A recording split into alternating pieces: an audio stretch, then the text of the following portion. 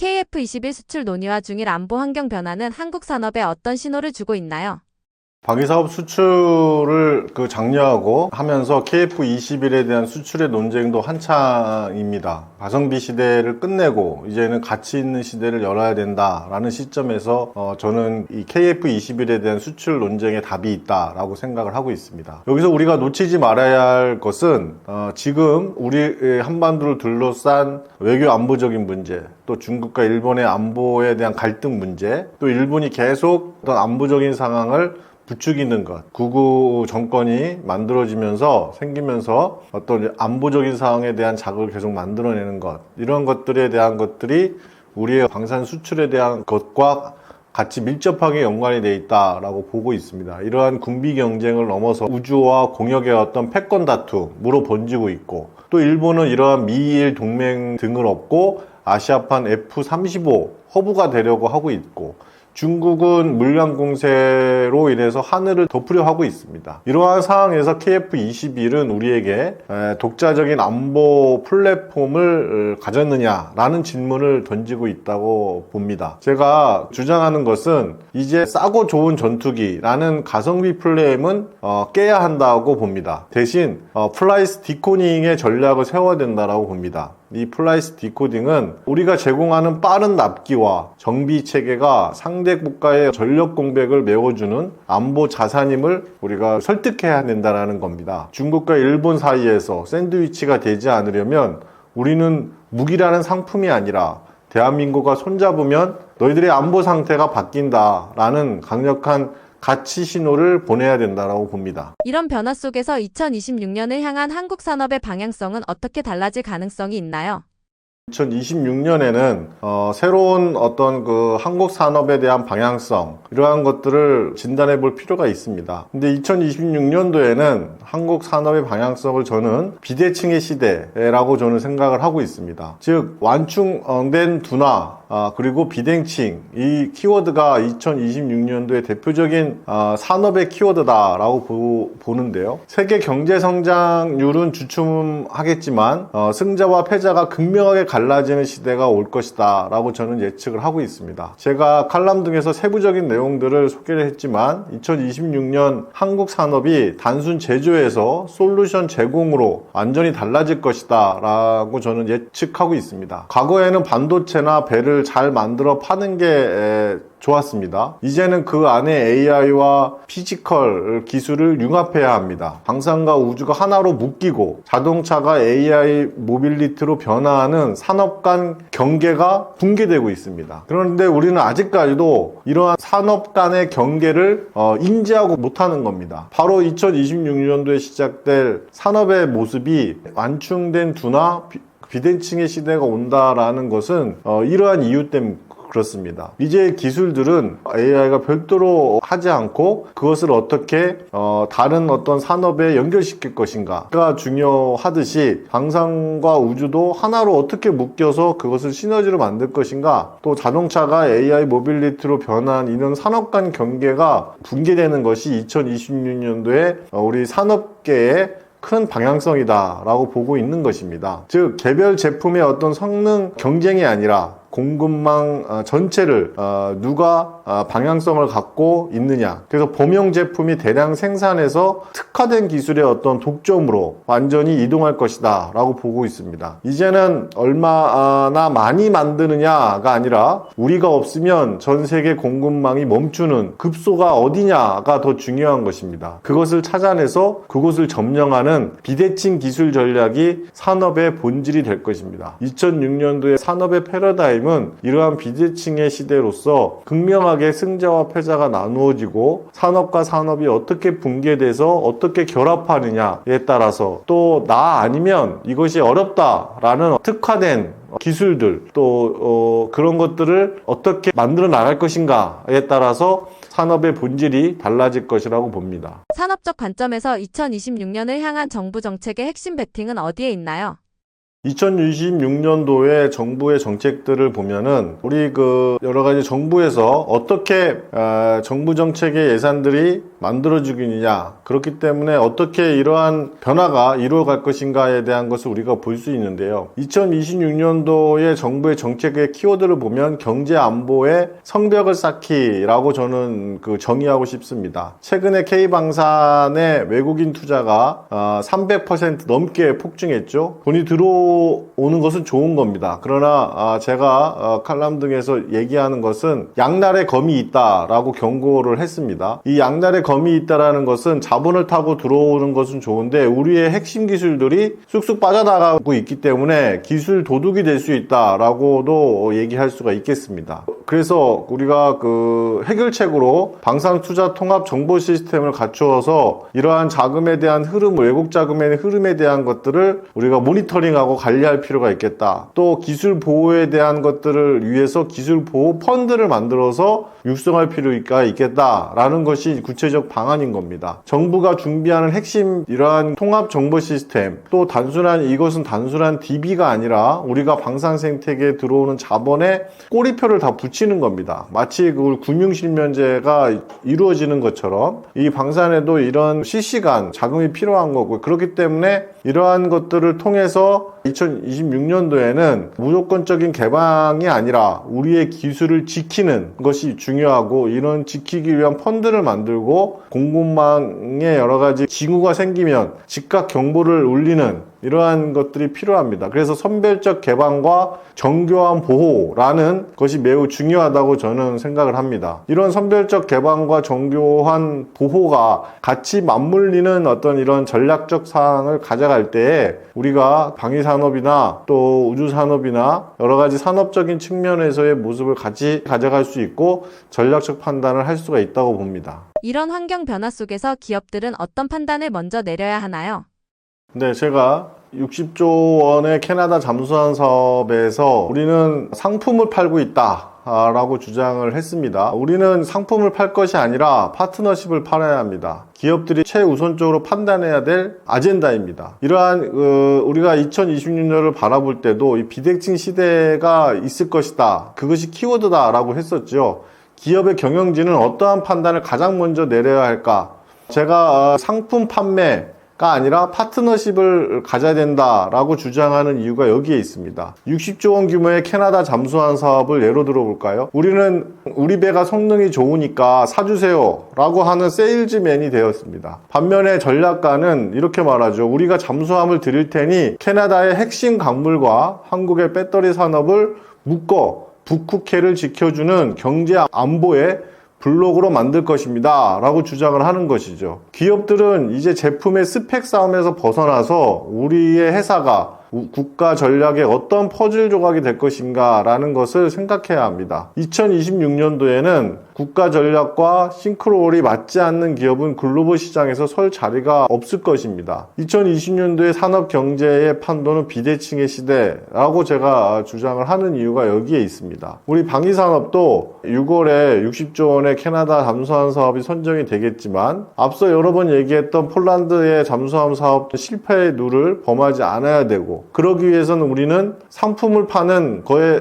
자체에서 넘어가야 됩니다. 우리가 역대 우리 방위산업은 방산 수출에 대한 것들은 거의 생각을 못했죠. 처음에 자주국방에 대한 기치로 방산산업이 시작이 되었고, 또 앞서 제가 설명드렸지만 2006년도에 개청됐던 방위사업청도 내수의 무기체계를 어떻게 효율적으로 획득할 것인가에 대한 중점을 두고 만든 조직입니다. 투명하고 방산 비리에 대한 것들 때문에 어떻게 투명하게 갈 것이냐, 전문성과 효율성을 어떻게 할 것인가에 대한 중점을 가져가 있죠. 방산 수출에 대한 것들은 아젠다에 없었습니다. 먼 얘기였죠. 17년도에 제가 방산 수출 협의회를 만들면서 앞으로 우리의 방산 시장은 수출이 주력이 될 것이다 라고 제가 하고 활동도 했었는데요. 지금은 이 방산 수출이 이제 주력이 되다 보니까 그러한 패러다임을 다 바꿔야 되는 시점이 된 겁니다. 이제는 우리 방위산업도 어떻게 하나 수출해보면 되게 성과다라는 시대가 넘어간 겁니다. 한층 더 상위 레벨이 된 것이죠. 그렇기 때문에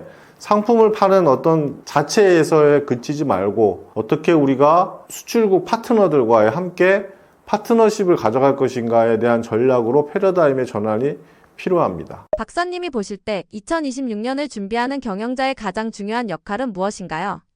근데 2026년도에는 비대칭의 시대, 성공과 실패가 극과 극으로 구분되어지는 산업 생태계가 형성될 것이다 라고 저는 예측을 하고 있는데요. 거기에 경영자들의 가장 중요한 역할은 가격의 통역가이자 생태계의 그랜드 디자이너가 돼야 된다라고 저는 명명을 하는 겁니다. 그 말은 가치 해석가가 되는 것입니다. 제가 얼마 전 쓴 칼럼에서도 가성비의 굴레를 넘어서 K방산의 프라이스 디코딩의 전략을 제시를 했습니다. 이 프라이스 디코딩은 2006년도 트렌드 용어 중에 하나로 선정되기도 했는데 이것이 우리 방위산업에도 딱 맞는 전략으로 사용할 수가 있다라고 저는 주장하고 있는 겁니다. 프라이스 디코딩은 가격을 해석하는 새로운 언어입니다. 이를 위해 K방산이 세워야 할 핵심 전략은 이 프라이스 디코딩에 있다라고 저는 주장을 하고 있는 겁니다. 이는 가격을 단순하게 인상하거나 낮추는 문제가 아니라 가격 속에 숨겨져 있는 가치를 해석해서 시장에 설득력 있게 전달하는 것이 중요합니다. 이게 바로 프라이스 디코딩입니다. 말하자면 가격을 통역하는 능력이 필요한 것입니다. 이제 세계는 가장 싸서 사는 무기가 아니라 가장 뛰어나서 선택하는 무기를 원합니다. K방산이 이 요구에 부응하기 위해서는 숫자로서의 가격이 아니라 가치로서의 가격을 말할 줄 알아야 합니다. 가격에 숨어있는 기술력과 신뢰, 이러한 스토리를 읽어내는 프라이스 디코딩의 전략이야말로 K방산의 지속가능한 성장과 브랜드의 격상을 이끌 핵심 해법이라고 생각을 합니다. 이제 K방산은 가성비의 시대를 넘어서 가치의 시대를 선언해야 합니다. 그것이 한국 방위산업이 세계 시장과 대등하게 경쟁할 수 있는 새로운 르네상스의 출발점이 될 것입니다. 우리가 그걸 이끄는 경영자들은 이제 우리 제품이 왜 비싼지 혹은 왜 가치 있는지를 상대방의 언어로 통역할 줄 알아야 합니다. 단순히 숫자를 보고 경영하는 시대를 넘어서 지정학적 리스크를 산업적 기회로 바꾸는 것, 또 생태계 디자인을 어떻게 만들어낼 것인가가 필수적 능력이 될 것입니다. 우리 회사가 무너지는 공급망이 어디를 메워줄 수 있는지, 또 국가 전략과 어떻게 싱크로를 맞출 수 있는지 고민하는 것이 2006년도에 경영자가 이러한 거친 파도를 헤쳐나갈 수 있는 힘이 될 것입니다. 2026년도는 장사꾼에서 위기이지만 전략가에게는 단 한 번의 거대한 위기가 될 것이고, 여기에 우리가 답할 때 많이 26년도에 글로벌 경쟁에서 우리 한국 경제가 발전할 수 있는 큰 원동력이 된다고 봅니다. 미국이 핵연료 공급을 통제하는 구조에서 핵 추진 잠수함은 자주국방의 상징이 될 수 있나요?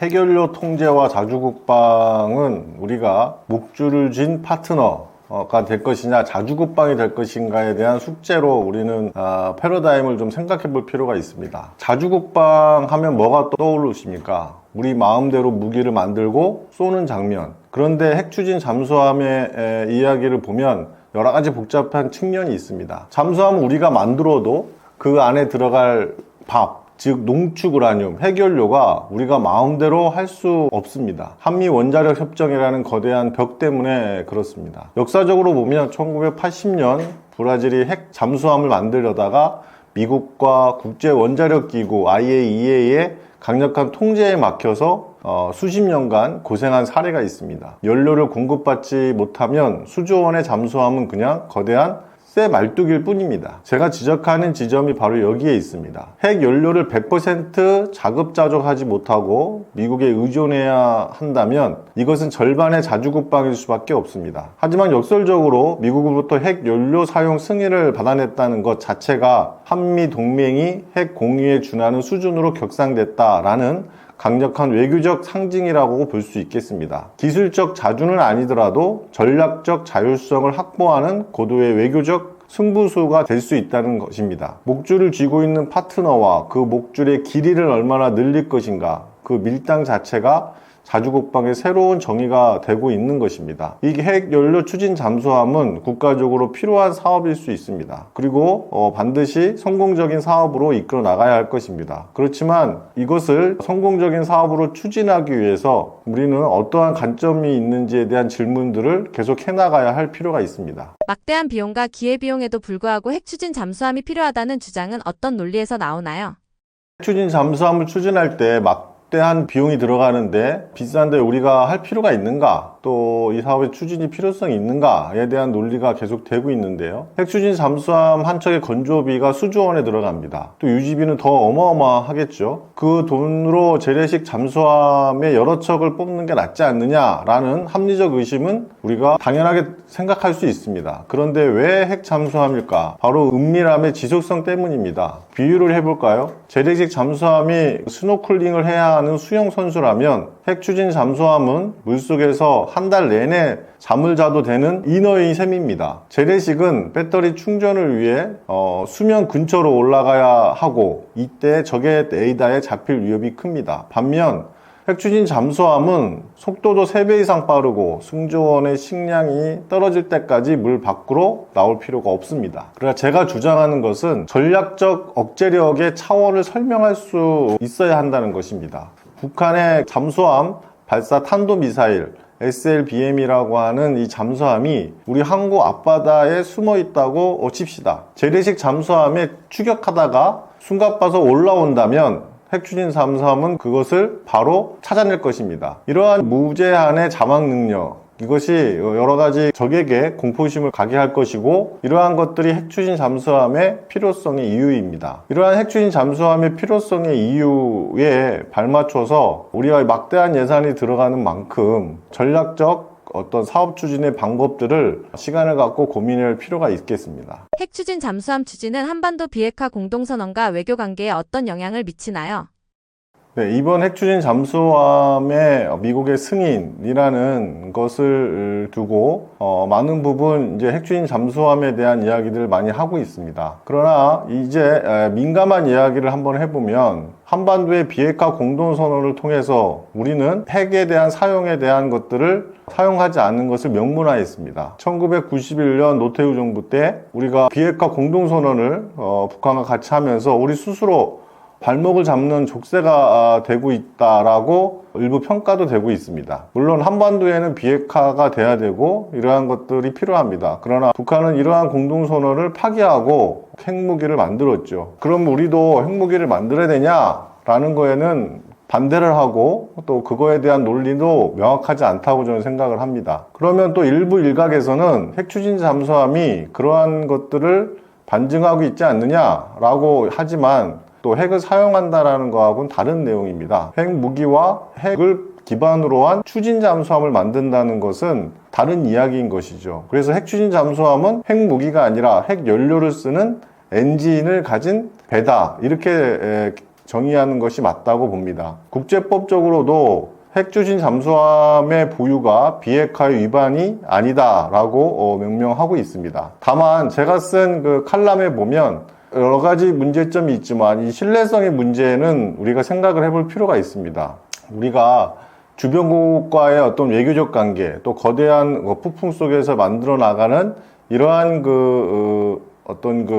핵추진 잠수함의 여러 가지 사항들을 보면은 우리가 이러한 한반도의 비핵화 공동선언을 기반으로 한 핵에 대한 사용, 그러니까 무기가 됐든 또는 핵연료 됐든 이러한 민감성에 대한 것들은 정의되어 가야 되고 또 많은 공감대를 형성할 필요가 있다고 생각을 하고 있습니다. 중국과 일본의 해군력 증강 환경에서 핵추진 잠수함은 동맹 구조 속 선택지로 봐야 할 사안인가요? 핵추진 잠수함의 미국 승인이 우리에게 어떠한 시사점이 있는지를 계속 생각해 볼 필요가 있다고 봅니다. 어떤 중일 간의 해군력의 증강, 동맹의 구조, 이러한 것들이 국제사회에 일어나는 지정학적인 외교적인 활동들인데 지금 이러한 주변국들을 보면 중국은 해군 전력을 크게 하고 항공모함을 만들어내고 또 일본은 사실상 경항모를 운영하면서 핵추진 잠수함을 보유에 대한 논의를 수면 위로 본격적으로 올렸습니다. 또 이렇게 올린 궁극적인 목적이 우리가 핵추진 잠수함에 대한 추진도 이러한 주변국들의 증강을 부추겼다라고도 볼 수가 있겠습니다. 이러한 사항이 우리의 어떤 평화 공존을 위한 이러한 그 핵추진 잠수함의 필요성, 이러한 것들이 오히려 한반도를 중심으로 한 주변국들의 위기감과 외교적 어떤 긴장감을 가지고 있지 않나라도 우리가 전략적으로 생각할 필요가 있습니다. 예로 미국과 영국이 손을 잡고 핵추진 잠수함을 받기로 한 오커스 사례를 보면 호주는 스스로 만드는 게 아니라 동맹국의 틀 안에서 핵추진 잠수함을 확보했습니다. 우리가 핵추진 잠수함의 추진 사업에도 논란이 되는 것이 이거에 대한 건조를 어디서 할 것이냐, 그 승인하고 트럼프 대통령이 페이스북에 올린 것이 우리 필립 조선수에다가 건조할 것이다 라고 하면서 이것이 과연 한국에서 만드는 것이냐 미국에서 만드는 것이냐에 대한 논란도 계속 됐었죠. 그렇지만 정부에서 공식적으로 우리 한국에서 건조한다 라고 했습니다. 그러나 저는 앞으로 계속 10여 년 동안 이 사업이 진행이 될 텐데 어떠한 전략적 외교적 사항이 발생해서 우리가 무엇을 양보하고 또 무엇을 이끌어낼 것에 대한 외교적 관계가 계속 이루어진다고 생각을 합니다. 그래서 외교 안보적 수단이 함께 작동되어야 이 핵추진 잠수함이 만들어지는 겁니다. 어떤 일각에서는 핵추진 잠수함이 북한의 어떤 그 위협에 대처하고 또 한반도의 해양 안보 전략의 핵심 축이 된다라고 설명하고 있는데 사실 그 말도 맞지만 또 냉정하게 그것을 살펴보면 핵추진 잠수함 같은 그 원거리의 작전을 하는 데 있어서 꼭 굳이 북한에 대적하는 잠수함으로만 쓸 것이냐, 그건 오히려 디젤 잠수함의 수를 더 많이 만드는 것이 맞다라고 보고 있습니다. 단지 핵추진 잠수함은 우리의 안보적 역량을 더 확대하고 또 중국과 일본이나 주변국들과의 어떤 그 해양력에 대한 증강, 이러한 것들을 통해서 우리가 더 효과적으로 대응한다라는 측면이 큰 거지 지금 현재의 안보 상황에 대응한다라는 것은 면밀하게 맞지 않다고 보고 있습니다. 그리고 이것은 핵추진 잠수함은 더 나아가서 또 막대한 우리 방산의 주력 수출 사업이 될 수도 있겠죠. 미국은 지금 조선 사업이 다 무너졌습니다. 그래서 지금 하나가 필립 조선소에 가서 운영을 지금 하고 있고 좀 그곳에서의 어느 정도의 그 정상화를 좀 추진하고 있다라고 평가도 하고 있습니다. 그게 주로 하는 것은 미 해군의 함정들이 건조하고 있는 것이고 미국의 함정의 수주를 받은 것을 지금 이제 필립 조선소에서 하고 있습니다. 이런 핵추진 잠수함이 우리가 만들고 기술력을 확보한 것들을 바탕으로 해서 미국의 핵추진 잠수함에 대한 것들을 사업을 계속 이끌어내고 있는 것, 이러한 것들도 우리가 많은 부분 필요한 부분이 될 수 있는 것이죠. 그래서 제가 주장하는 것은 이러한 그 호주의 오커스의 사례처럼 단순히 단편적인 어떤 그 핵추진 잠수함에 대한 확보, 이런 거에 얽매여서는 안 된다라는 것입니다. 핵추진 잠수함에 대한 것은 우리가 미국과의 안보 외교적으로 접근해 나가고 또 거기에서 우리가 또 다른 측면의 외교 안보의 성과로 만들어낼 수 있는 전략적 수단이 돼야 되고 전략적 방법이 돼야 된다라고 보고 있습니다. 그러한 것들을 통해서 한반도를 바탕으로 한 중국과 일본의 어떤 견제, 이러한 것들도 가능하고 또 K-방사에 대한 확대, 또 미국의 안보 외교에 대한 우리의 어떤 협상적 카드, 이러한 것들로 활용할 때 핵추진 잠수함 사업의 전략적 어떤 목적이 될 수 있다, 그렇게 생각을 하고 있습니다. 결국 이 논쟁은 군사기술보다 국가 전략의 우선순위 문제인가요? 이 핵추진 잠수함에 대한 것들은 우리가 이 핵추진 잠수함에 대한 기술을 보유하고 있냐 안 하고 있냐에 대한 또 논쟁도 계속 되고 있습니다. 물론 우리가 그 전에 핵추진 잠수함과 같은 사업을 우리가 추진했던 사례도 있고 하기 때문에 기본 설계나 이런 것들은 좀 돼 있다라는 또 이야기도 있는데요. 또 이러한 걸 또 다 따라서 또 기본 설계가 돼 있다고 해서 상세 설계나 또 체계 설계가 또 이루어질 수 있다라는 것도 사실은 또 말이 안 되는 소리입니다. 그렇기 때문에 우리가 핵추진 잠수함의 기술을 다 확보했다라고 단정 지으는 것도 저는 더 나아간 이야기라고 생각을 하고 있고요. 많은 부분 기술적 제휴가 필요한 부분이 반드시 있습니다. 우리만의 핵추진 잠수함을 추진에 대한 기술을 가지고 우리가 미국이 핵 사용에 대한 승인을 해줬다고 해서 우리가 바로 핵추진 잠수함을 만들 수 있다라고 하는 것은 아니고, 우리가 앞으로에 대한 숙제와 또 핵추진 잠수함에 대한 건조에 대한 것들을 위한 전략적 어떤 군사적 문제, 국가 전략의 여러 가지 문제들, 또 원자로의 소형화 기술, 뭐 이러한 여러 가지 상당한 그 기술들에 대한 숙제들은 많이 남아있는 것이 사실입니다. 제가 주장하는 것은 핵추진 잠수함은 단순히 무기체계 하나를 추가하는 것이 아니라 우리나라의 어떤 대륙에 갇힌 반도국가에 넘어서 해양으로 뻗어나가는 강대국, 이런 것이 되겠다라는 선언이라는 측면에서의 핵추진 잠수함의 전략적 의미가 있다고 보는 것이고, 이 핵추진 잠수함이 국방 예산이 막대한 부분을 쏟아 넣어야 하는 사업인 만큼 우리가 이제 앞으로 추진해 나갈 때 많은 정치적 이슈도 있을 것입니다. 지금 뭐 저출산 문제, 복지와 같은 민생 문제, 이런 것에 맞춰서 과연 그 차질적 없이 국방 예산이 계속 확보돼 나갈 것이냐에 대한 숙제도 있습니다. 우리가 기존의 어떤 그 무기체계 획득 사업에도 몇 조 원의 사업들을 보면 그 사업이 적기가 10년이고 20년이면 그 10년, 20년이 사업에 다 마무리되지 않고 지연되는 사례들도 많이 있습니다. 그 이유는 우리나라는 예산이 1년 단위 예산이지 않습니까? 올해 예산을 선정해서 내년 예산을 확보하고 그 예산을 가지고 그 사용하는 어떤 그런 예산 시스템을 가지고 있기 때문에 매년 그 사업비를 획득해야 됩니다. 그러기 위해서 매년 그 사업에 대한 논리를 확보해야 하고 그 확보된 논리의 사업들로 추진해 나가는 것이 필요한데, 그때마다 우리 안보 상황과 외교 상황, 그리고 어떤 국내 여러 가지 상황들로 인해서 이 사업들이 지연되거나 또는 사업이 제대로 나가지 않는 그러한 상황들이 분명히 있을 것입니다. 그러한 것들을 위해서라도 우리가 이 핵추진 잠수함이 북한 바라보는 어떤 그런 전략적 수단이다 라고 생각하면 안 되고, 전 세계의 바다를 누비는 대양 해군으로 만드는 것, 그것이 우리의 목적이다 라고 볼 수 있다는 것이죠. 그렇지만 또 여기에는 우리가 중국과 일본이라는 또 다른 외교적 안보 상황에서의 우리의 역할이 무엇이냐라는 질문도 또 함께 가져가야 되기 때문에 또 이러한 문제도 쉬운 문제는 아니겠죠. 이러한 논쟁의 여러 가지 그 본질은 잠수함이 필요하냐 아니냐, 또 우리는 어떤 그 대한민국을 꿈꾸는가에 대한 것, 또 기술은 도구일 뿐이고 그 도구를 어디에 쓸 것인가에 대한 여러 가지 철학과 전략이 따라서 달라질 것입니다. 그렇기 때문에 우리가 선택해야 될 방법들은 무엇이 있는지 우리가 함께 질문해 봐야 하고, 이 핵추진 잠수함의 사업을 단순한 많은 돈이 들어간다 또는 여러 가지 핵